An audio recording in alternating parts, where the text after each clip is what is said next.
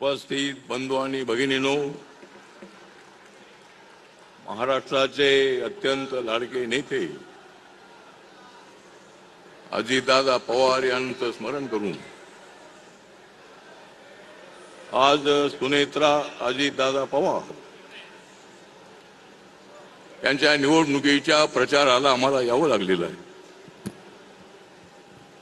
वास्तविक सुनेत्रा पवार मॅडमना बिनविरोध निवडून द्यायला होत. या बारामतीसाठी अजितदादांनी सगळं आयुष्य खर्च केलं होतं आणि अचानक अजितदादा आपल्यातून निघून गेले. त्या अजितदादांचं स्मरण आपण सगळेजण करतो आहोत, पण बारामती मधल्याच काही लोकांनी आणि काँग्रेस पक्षाने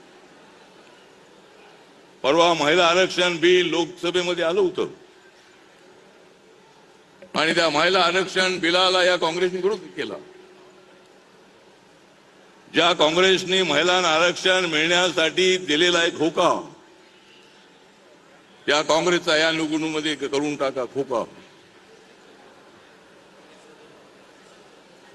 अजितदादांच्या कामाने फुलून गेलेला आहे बारामतीचा नाका. अजितदादांच्या विकासानी कामानी फुलून गेलेला आहे बारामतीचा नाका आणि सुनेत्रा पवार यांना निवडून देऊन अजितदादांचं नाव राखा. आपण सर्वजण या ठिकाणी उपस्थित आहात.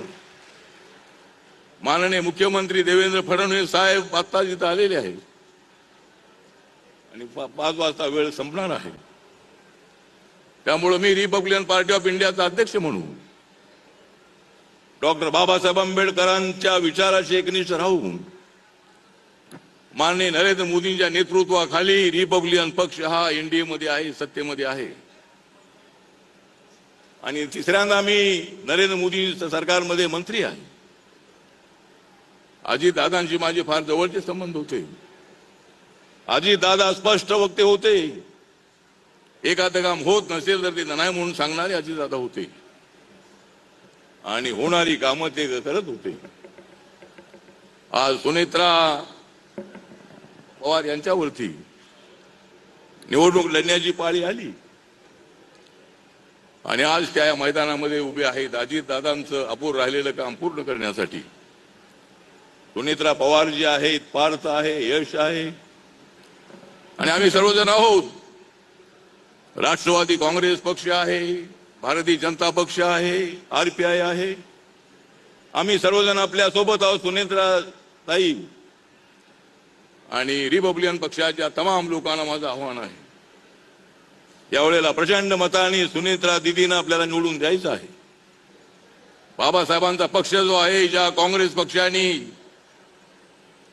अत्यंत चुकीच्या पद्धतीचा निर्णय घेतलेला आहे. राहुल गांधींनी सांगायला हवं होतं या ठिकाणच्या काँग्रेस पक्षाला, पण त्यांनी सांगितलं नाही. त्यांनी उमेदवार उभा केला. त्यामुळे ठीक आहे, लोकशाहीमध्ये निवडणूक लढण्याचा आम्हाला अधिकार आहे, त्यांना अधिकार जरी असलाही तरी अशा वेळेला दुसरे उमेदवार उभे व्हायला नको होते.